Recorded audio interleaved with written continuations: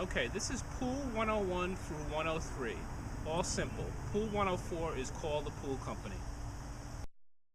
So the first thing you do when maintaining the pool is to turn on the pump.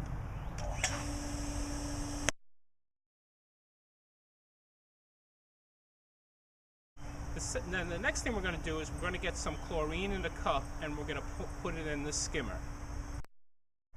The chlorine is in the shed in a white bucket. We won't be filming in there because it's dark, but I'll show it to you when I come out.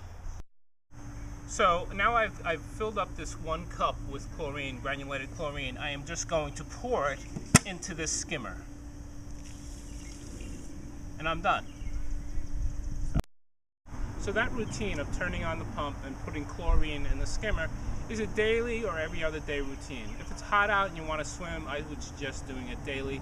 If it's raining, don't bother.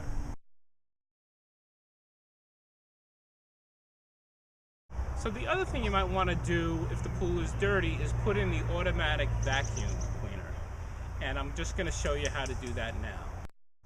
So when you want to vacuum, there are 10 sections of hose that we're going to connect together.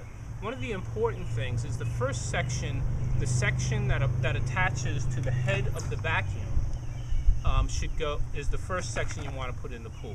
So you take that first section and then the next section of hose, and then you just twist them together and follow through until you've put all 10 on. However, you want to put on this section with the white cone on it last, because that's the section that's going to get attached to the skimmer.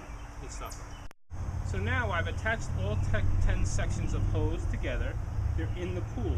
What I'm going to do now is hold this end that goes in the skimmer over the return to the pool so the hose fills up with water. So I filled the hose with water. If you hold it over the return, it probably takes about 15 seconds to fill. Once I filled it, then I want to put the vacuum head into the pool and fill that with water as well. Then with the vacuum head in the pool, I'm just going to connect the gray, that gray piece to the top of the vacuum. Okay? So I have the gray piece in my hand and I'm just going to twist it on to the clear top of the vacuum, the clear pipe at the top of the vacuum. And now what I'm going to do is attach the other end of the hose into the skimmer. So you can stop.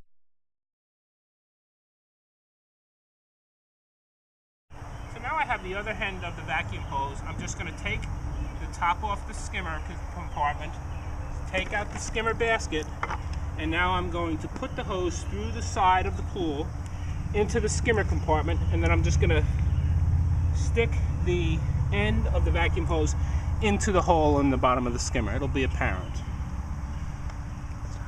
You can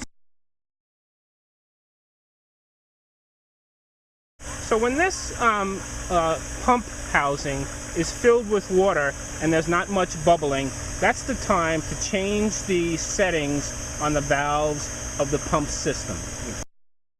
So, as you notice, when the valve is pointing up and down, it's in the same direction as the water flow. That means the valve is on. When I'm vacuuming, I want to close the valve that's not the skimmer valve. And not the skimmer valve is the one on your left with your back to the pool. So what I'm going to simply do is turn this valve to the off position.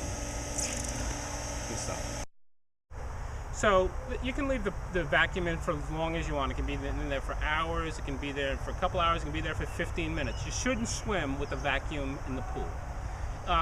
But when you are finished, pull the vacuum out in the reverse order, put it back in its container on the fence, and you're done except for one more step. Actually, it's 2 steps. I'm going to put the skimmer basket back in the skimmer where I found it, and I am going to reopen the valve that I closed when the vacuum's not in it. And then I'm done.